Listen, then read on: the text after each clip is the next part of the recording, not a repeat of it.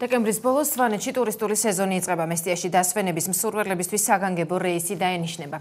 ამის შესახებ ტურიზმის ეროვნული სააგენტოს თავმჯდომარემ ტუროპერატორებთან შეხვედრისას განაცხადა. მაია სიდამონიძის თქმით, ფრენას გარკვეული პერიოდის განმავლობაში სახელმწიფო დააფინანსებს. ბილეთის ფასი კი 150 ლარი იქნება. სვანეთში რეისს კანადური ავიაკომპანია შეასრულებს.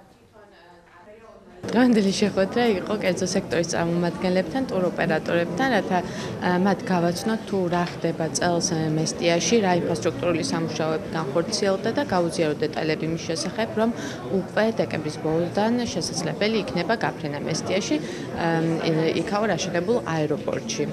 გვინდა რომ მესტია გახდეს პოპულარული საზამთრო სათვალამურო კურორტი. საკმაოდ მნიშვნელოვანია სვანეთი, როგორც